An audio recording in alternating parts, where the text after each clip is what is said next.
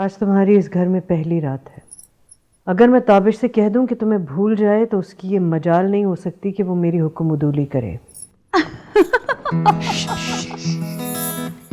इसलिए कभी ये मत समझना कि माँ को भूल कर वो तुम्हारा हो जाएगा। जब तो याद आए बीना, ओ मेरी बीना, ओ मेरी प्यारी प्यारी, तेरी सोचों में। सारी जिंदगी अम्मा ने नाश्ते बना बना के खिलाए, उसके लिए तो गाना नहीं गाया कभी। जब तो याद आए। ऐसे ही तो तुम पे दिल नहीं आ गया ना Tabish? I love you Tabish. धड़के ये दिल, बेहयाई के आखिरी दर्जे पर हो तुम दोनों। नाम तेरा लिए जा। पता नहीं क्या हो गया उसे, मेरे तो ऐसा बेगैरत नहीं था। जब तो याद आ।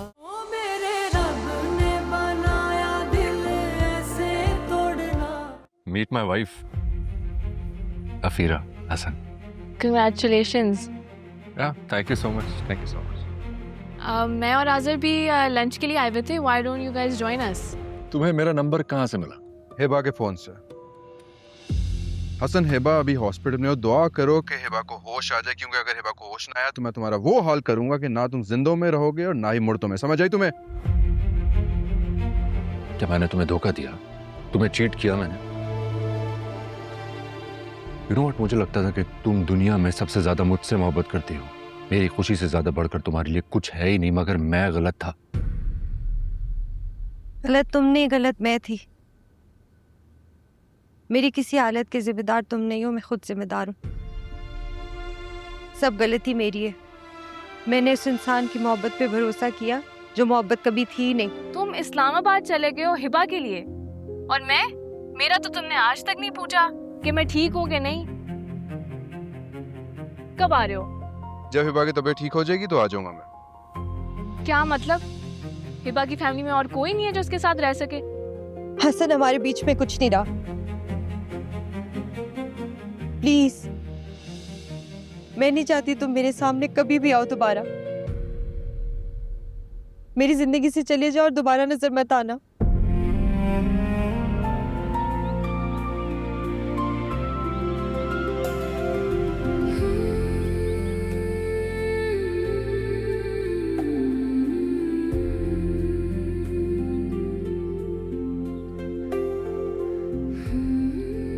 हिबा, देखो कैसा लग रहा है।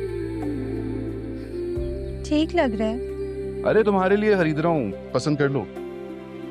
नहीं, नमक के लिए लेना है तो ले लो, मेरे लिए लेने की जरूरत नहीं है।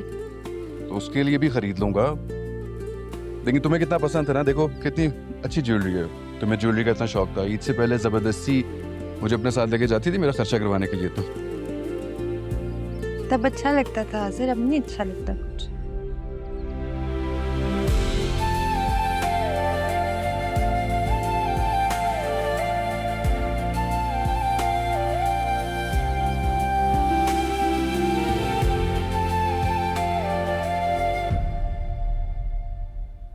तुम खाने पे नहीं आई? बाबा पूछ रहे थे तुम्हारा।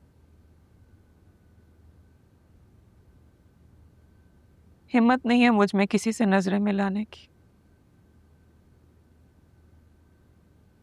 और अफीरा के लिए भी मेरा दिल बहुत उदास हो रहा है। इस दिल को उदास रखने की आदत डाल लो, मर चुकी है वो हमारे लिए।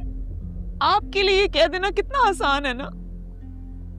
मेरे दिल का हाल पूछे, मेरा कलेजा फटता है ये सोचकर। काश उसकी तरबियत पे भी ध्यान दिया होता तो आज ये दिन ही ना देखना पड़ता हमें। मैंने की है उसकी तरबियत, आपने तो नहीं की। और मैं चाहती थी कि ये सब कुछ हो। इजाज साहब, आप क्यों भूल जाते हैं कि आप लोगों ने कभी मुझे उसे कुछ कहने ही नहीं दिया। लाड प्यार में उसे इतना सर पे चढ़ा लिया कि वो सही गलत में फर्क ही नहीं कर सकी। मैं इसी वक्त से डरती थी। हिब्बा जैसे उसे जूते चाहिए, हिब्बा जैसे कपड़े चाहिए, हिब्बा की एक एक चीज पे हक जताती रही है अफीरा। और उसे शय देने वाली भी हिब्बा है, क्योंकि मैंने उसे जब भी रोका है, जब भी टोकना चाहे ना, हिब्बा उसके रास्ते में ढाल बन के खड़ी हुई है। हिब्बा ने जो भी किया वो अफीरा की मोहब्बत में किया, और अनकंडीशनल मोहब्बत किसी को खुदगर्जी नहीं सिखाती। लेकिन तुम्हारी बेटी खुदगर्ज और एहसान फरामोश निकली।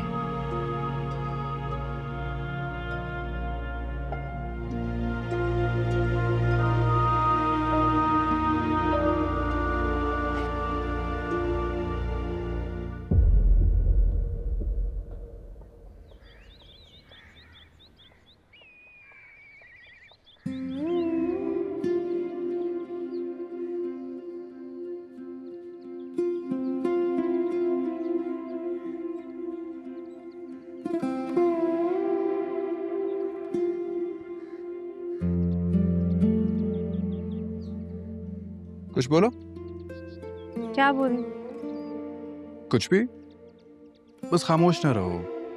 वो क्या है, जब तुम खामोश होती हो ना तो मुझे अच्छी नहीं लगती। मुझे आजकल अपना आप ही अच्छा नहीं लग रहा।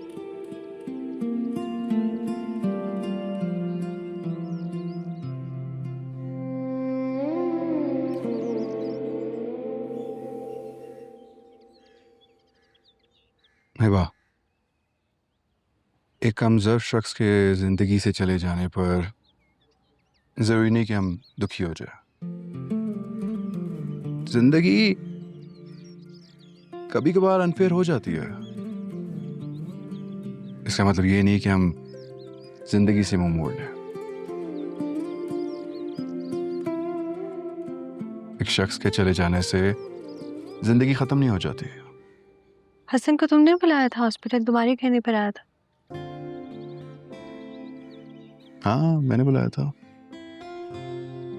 जो कमजोरी उसने दिखाई थी, मुझे लगा उसको आईना दिखाना तो जरूरी है। उसने हर्ट किया था तुम्हें। गलत किया, नहीं बुलाना चाहिए था।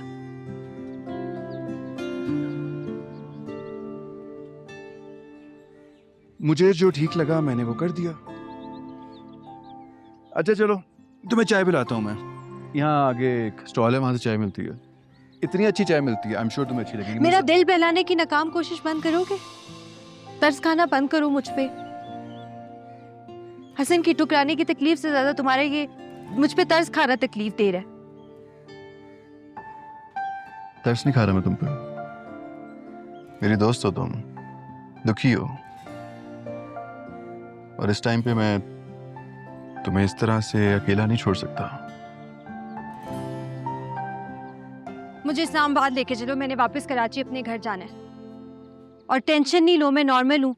हसन के लिए खुदकुशी नहीं करूंगी, ना ही इस दुनिया से जाने का मेरा कोई इरादा है। मेरी महरूमियाँ उदासियाँ खत्म करने की जरूरत नहीं है तुम्हें।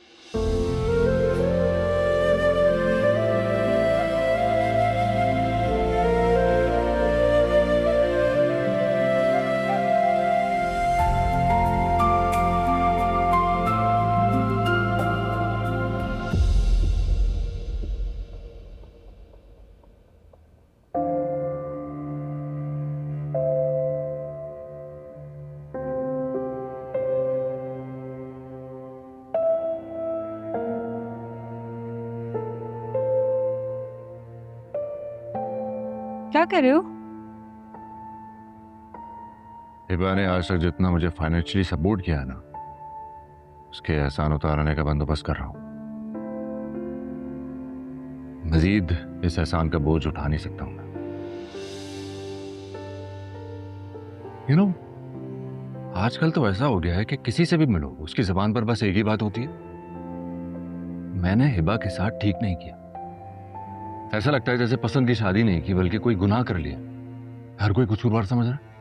और सबसे ज्यादा बुरा रिएक्शन तो मुझे उस आजर का लगा था। उसकी आंखों में मेरे लिए इतनी नफरत थी ना,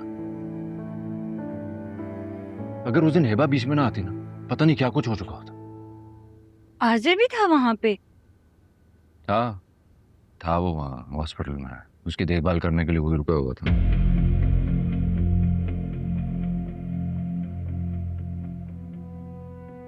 तुम्हें पता है हसन, दोस्ती भी बहुत है उन दोनों में। इतनी मोहब्बत से जिक्र करती थी हिबा आजिर का। इनफैक्ट मुझे तो ऐसा लगता था कि वो मोहब्बत के नाम पे बेवकूफ बना रही है तुम्हें। असल मोहब्बत तो उसे आजिर से थी।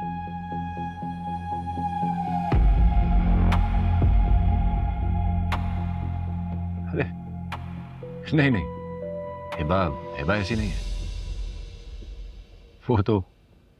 वो मेरे अलावा किसी और के बारे में सोच भी नहीं सकते। बहुत अच्छी तरह से जानता हूं मैं उसे। वाह भाई, बड़ा मान है तुम्हें हिबा की मोहब्बत पे।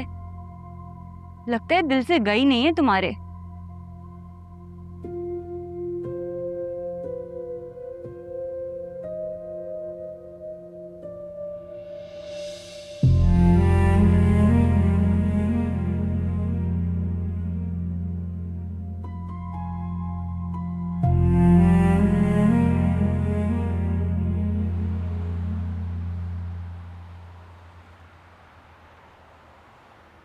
हिब्बा और आजर आ गए।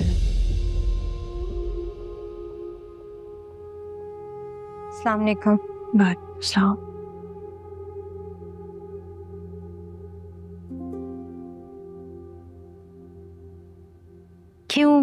क्यों रो रहे हैं? मैं जिंदा वापस आ गई हूँ, नहीं मरी, और अब किसी के गम में बढ़ने का इरादा भी नहीं है मेरा। बैठ बैठ। बाबा हौसला करें। बाबा अगर आप खुद इस तरह रोएंगे तो हिब्बा को कौन संभालेगा? ठीक कह रही है भाभी। बाबा नासिर, तुमने मेरा बहुत ख्याल रखा, थैंक यू।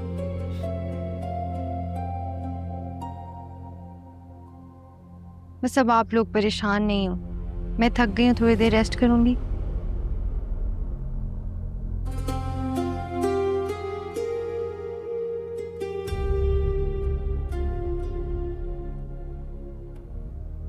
बैठो आज।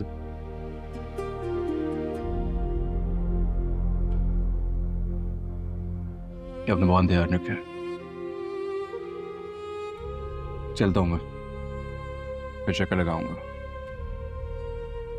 चले, आप सब लोग भी ध्यान रखें। लो छोड़ के। पानी पिएंगे बाबू? पानी लो।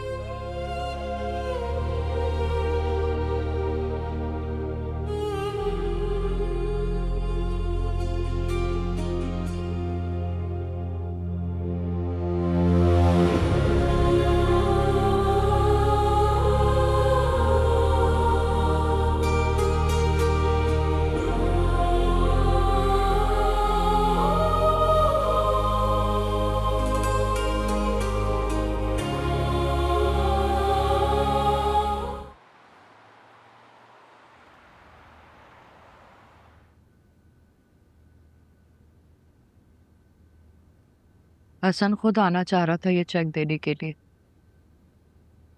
लेकिन निकाह वाले दिन एजाज ने सख्ती से कह दिया था उसे कि आइंदा वो यहाँ ना आए। मर्दों की अना का तो तुम्हें पता ही है। लेकिन सच कहूं, मेरे बेटे ने कुछ बुरा नहीं किया। ठीक कहा आपने चाची, क्योंकि आप कभी कोई गलत बात करती नहीं है। पसंद की शादी करना जुर्म नहीं है, किसी के एहसान का पूरा बदला ना उतारना जरूर जुर्म है।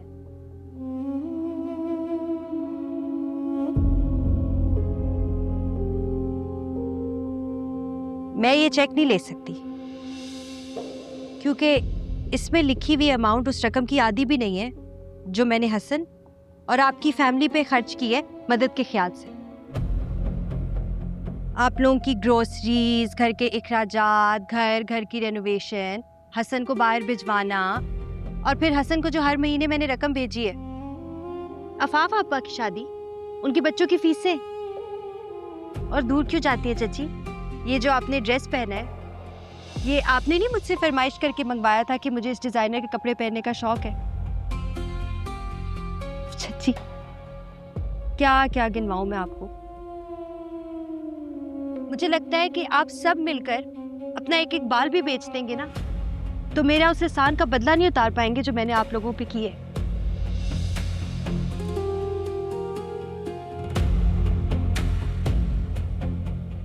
और आप ये हसन को चेक जाके वापस कर दें, उसे बोलें कि अगर एहसान उतारना है तो पूरा उतारे, क्योंकि इतनी सी रकम तो मैं अपने सर का सदका समझ के भूल चुकी हूँ। और सदके दिए जाते हैं, वापस नहीं लिए जाते।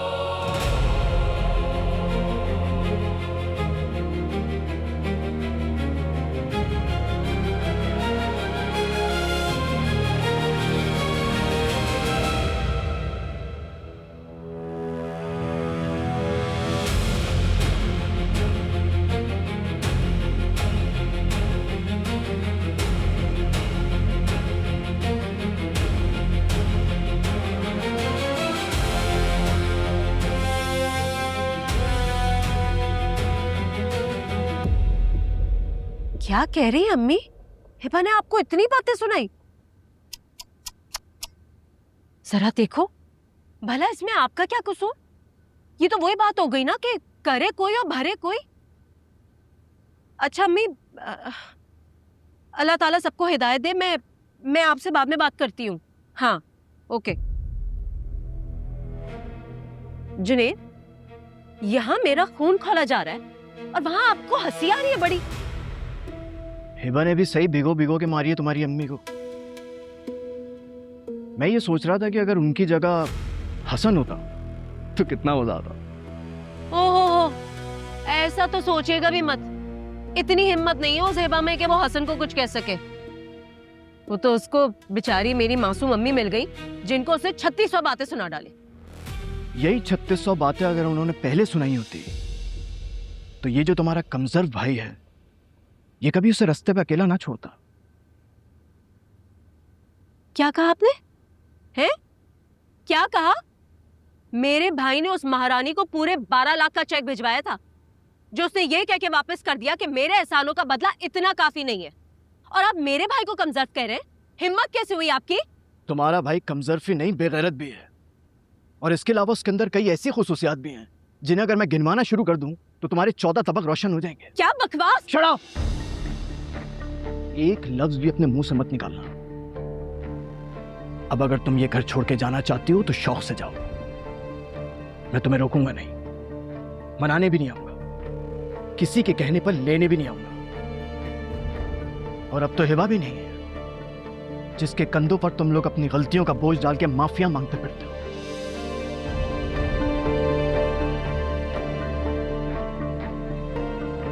तुम्हारी भी अगर नाक नहीं रगड़वा दी ना मैंने, इस घर में वापस नहीं आऊंगी।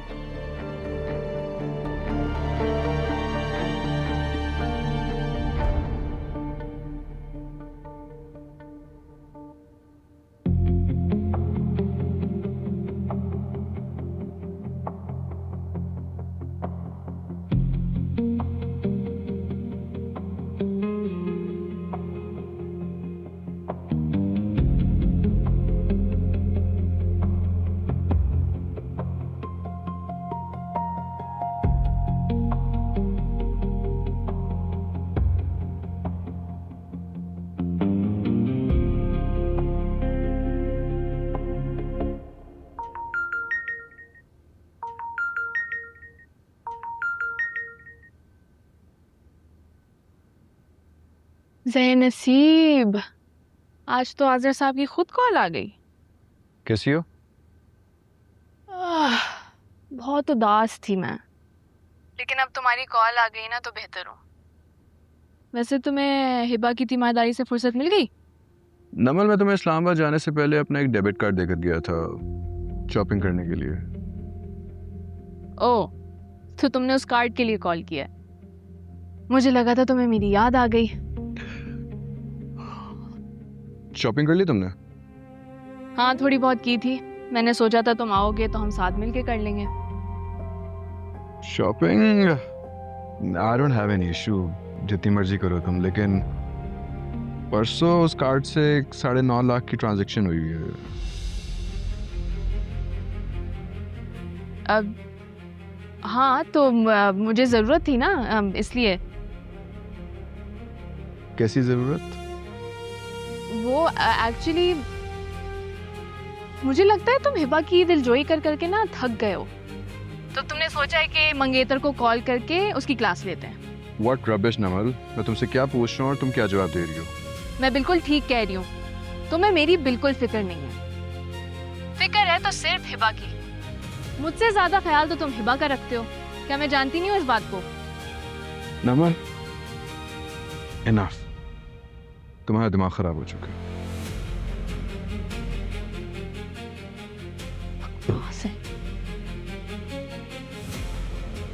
अब मुझे जल्दी सब कुछ करना होगा।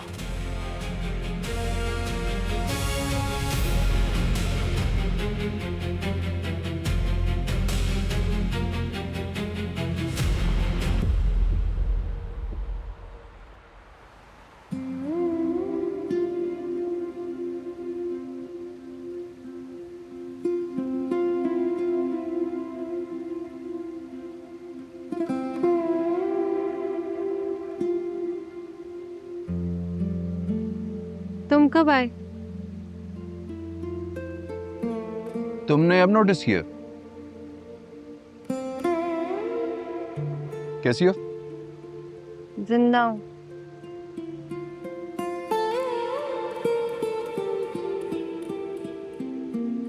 जिंदगी में किसी के चले जाने से इंसान को बस ये महसूस नहीं होना चाहिए कि वो सिर्फ जिंदा है, जी नहीं रहा। याद है जब मम्मा चली गई थी मुझे छोड़ के, तो तुम मुझे ऐसे मोटिवेट किया करती थी। शायद वो मेरी बेइज्जती थी, इससे तुम ऐसी बातें समझाती थी। नहीं, बेहिस्सी तो नहीं कहेंगे इसको, प्रैक्टिकल बात थी। किसी के चले जाने से जिंदगी रुकती तो नहीं है, हाँ मगर इंसान जरूर रुक जाता है, जैसे तुम रुक गई हो। कम ऑन यार, भूल जाओ, मूव ऑन करो प्लीज। नमल कैसी है?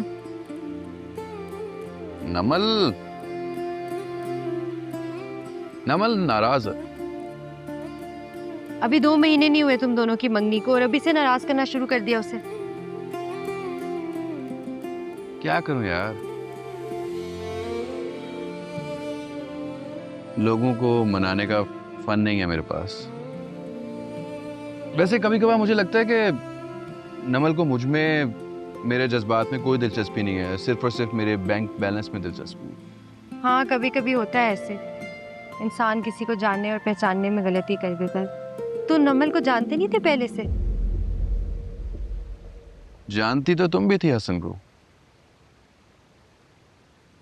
फिर यहाँ बैठकर उसका गम क्यों मना रही हो? अच्छा सुनो, मैं तुम्हारे घर गया था, वहीं से पता चला कि तुम यहाँ पर बैठी हो। सजीला भाभी की तबीयत खराब है। तो तुम मुझे अब बता रहे हो? चलो चलो चलो।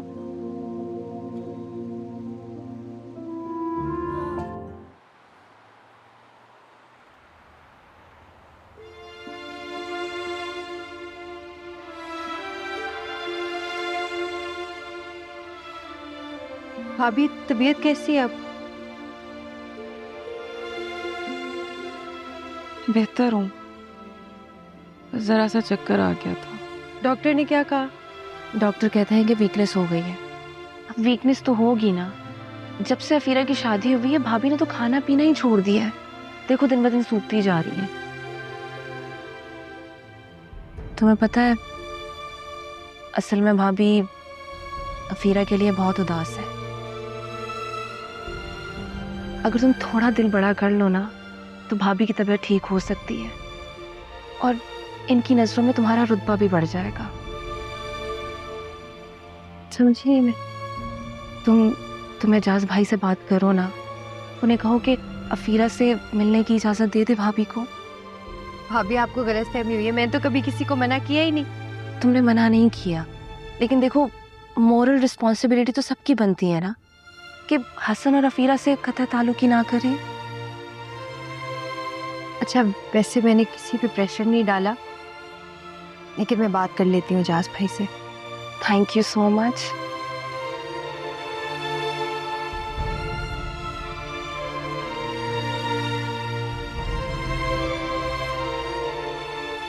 हाँ तो मैं कौन सा चुप रहने वालों में से थी? जुनेद तो खैर उसी वक्त निकल गए थे घर से, लेकिन उनकी अम्मी को खरी खरी सुना कर आई हूँ मैं भी। बिल्कुल ठीक किया तुमने। अम्मा, जुनेद और उसकी अम्मी ना हिबा का बड़ा लिहाज करते थे। हर हफ्ते वो चक्कर भी लगाती थी, खैर फोन भी कर लिया करती थी। इसलिए जुनेद का रवैया मेरे साथ बहुत अच्छा था। लेकिन जब से ये हसन की अफीरा से शादी हुई है, जुनेद के तो अंदाज ही बदल गए। साफ साफ कह दिया मुझसे कि हाँ अम्मा के घर जाना है तो चली जाओ। अब कौन सी हेबा बैठी है जिससे माफिया मंगवा के मुझे राम कर लोगे? क्या जुनेद ने ये कहा है? कह तो वो बिल्कुल ठीक रहा है बेटा। हेबा की कदर आ गई। हेबा का मुकाबला थोड़ी कोई कर सकता है। अम्मा समझाओ ना अपने बहू बेटे को कि हनीमून से फुर्सत मिल गई हो तो बहनों की भी खैर खबर ले लिया करें। जुनैद को बहुत अच्छी तरीके से अंदाजा हो गया कि अब अफाफ के पीछे हिबा नहीं, इसलिए तो उनका ऐसा रवैया हो गया मेरे साथ।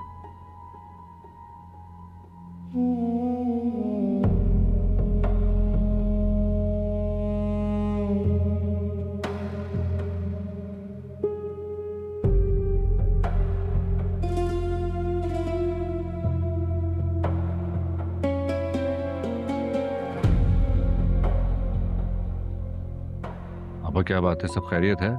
परेशान लग रही हैं आप। जिस बहन का भाई और उसकी भाभी उससे बेखबर रहेंगे वो तो ऐसे ही परेशान बैठेगी ना।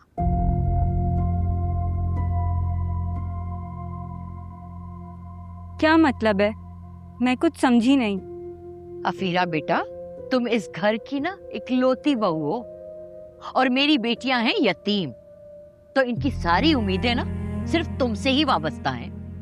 तो कभी कभार अपना फोन उठाकर नंद और नंदोई की खबर ले लिया करो, अच्छी बात होती है। और ये कौन सा वक्त है घर वापस आने का? माँ की परवाह नहीं है क्या? मैं अकेली हूँ घर पे। वेट एक मिनट, मुलाजमा आपके पास तो थी और रोज ये आके बैठ तो जाती हैं, अकेली कहाँ होती हैं आप? वाह भाई, बस यही दिन देखने को रह गए थे कि बहू बेटे के होने के बावजूद मेरी माँ को मुलाजमा के सहारे रहना पड़ेगा। अफाफ पापा, अगर आपको इतनी ही फिक्र हो रही है तो अगली दफा मॉम को आपके घर ड्रॉप कर देंगे।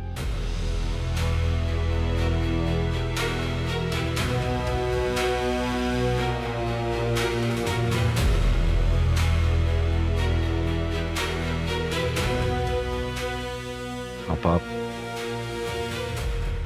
पता नहीं आपके और जुनैद के ड्रामे कब खत्म होंगे। बार बार आप यहाँ आ जाती हैं, देखिए ना अम्मी भी परेशान होती हैं। आप आराम से अपने घर पे रहा करें ना, थोड़ा ख्याल करें।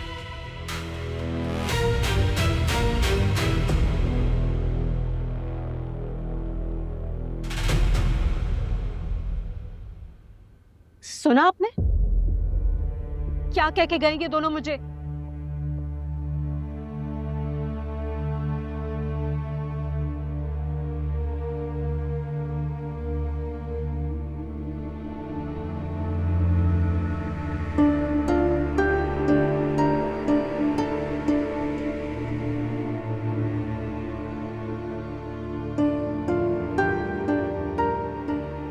गलती हो गई मुझसे।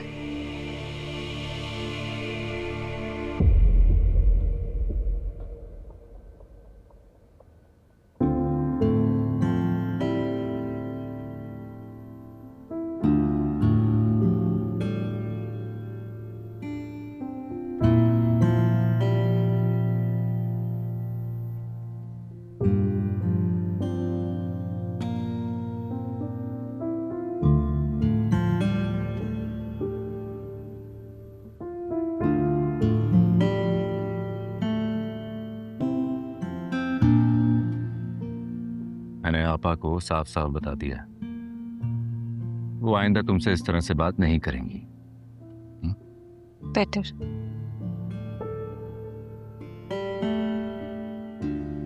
लेकिन कभी कभार तुम्हें भी उन्हें कॉल कर लेना चाहिए। कमल को भी अपनों की खैर खैरियत पूछना अच्छी बात होती है, पूछते रहना चाहिए। वो एक्चुअली पहले हिबा थी ना, वो इन सब की खैर खैरियत रखती थी। अगर अब हिबा नहीं है तो ये रिस्पॉन्सिबिलिटी सारी तो तुम्हें ही पूरी करनी पड़ेगी ना। एक्सक्यूज मी, मैंने तुमसे शादी की है, हिबा की छोड़ी हुई ड्यूटीज से नहीं। और वैसे भी इंसान को इतनी ही एक्सपेक्टेशंस लगानी चाहिए जो एक लाइफ पार्टनर पूरी कर सकता है। और मुझे हिबा की तरह अपने इशारों पे नाचने वाला पपेट समझने की गलती मत करना। और ये बात तुम खुद भी अच्छी तरह समझ जाओ और अपनी माँ बहनों को भी समझा दो, वरना समझाना तो मुझे भी आता है।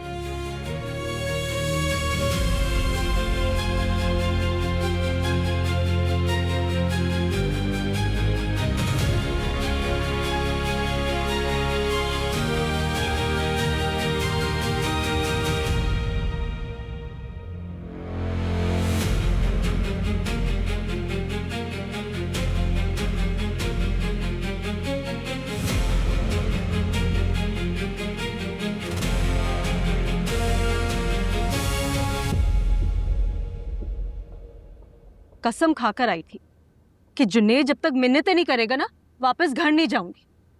मुझे क्या पता था कि यहाँ अपना सगा भाई और भाभी बातें सुना देंगे। ये सारी पट्टियां अफीरा की पढ़ाई हुई हैं, वरना मेरे हसन के मुंह में तो जबान ही नहीं है। हाँ, आपका बेटा तो नन्ना काका है ना, जो उसकी नन्नी मुन्नी दुल्हन ने उसे पट्टियां पढ़ाई हैं, वो पढ़ भी गया। अरे बेटा, समझने की कोशिश कर। मोहब्बत में सर चढ़ी बीवी की बात को टालना ना नामुमकिन होता है। हसन बड़े चाव से ब्याह के लेकर आया उसे। रहने दे अम्मा, इसी मोहब्बत के दावे तो उसने हिबा से भी किए। भूल गई आप कैसे हम दोनों की रस्सियां हिला के अपने सारे काम करवा लिया करते थे। वही बात थी हिबा, और ये अफीरा है। सोने की भी बन जाए ना तो हिबा का मुकाबला नहीं कर सकती। अम्मा, मैं बस अपने घर जा रही हूँ। आप यहाँ बैठ के ना अपने बेटे और बहू के नाज नखरे उठाइएगा। बेवकूफों वाली बातें मत कर। इतनी मुश्किलों से तो अभी तैमूर को सुलाया, सो रहा है ना वो। तो उठा लूंगी, कोई कयामत नहीं आ जाएगी। वैसे मेरी जिंदगी में मसले कम नहीं है। अफाफ बेटा, मेरी बात तो सुन, इस तरह नाराज होके नहीं जाते।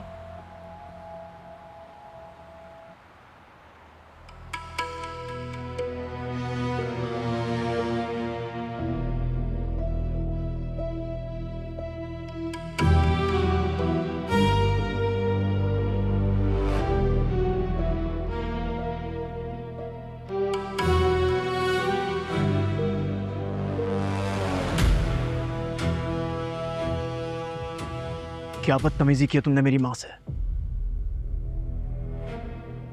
क्यों? ऐसी क्या शान में गुस्ताखी कर दी मैंने? आप दोनों माँ बेटे हर वक्त हिबा के गुण गा रहे होते हैं ना, तो बस इतना ही कहा था कि हिबा को अपनी बहू बना लेती। और वैसे भी इन जैसी खातून की हिबा जैसी ही बहू होनी चाहिए। मेरी माँ के बारे में एक लफ्ज भी मुंह से निकाला तुम्हारी जबान खींच लूंगा मैं। क्या हो गया जुनैद? वो तो नादान है, तुम तो अकल से काम लो। जाओ जाओ बेटा, तुम अपने कमरे में जाओ। शाबाश, जाओ अपने कमरे में। वाह, कैसी मासूम बन के हम दोनों के बीच में आ गई आप इस वक्त। जब बेटे के कान भर रही थी उस वक्त नहीं ख्याल आया कुछ? जबान को लगाम दो जाहिल औरत।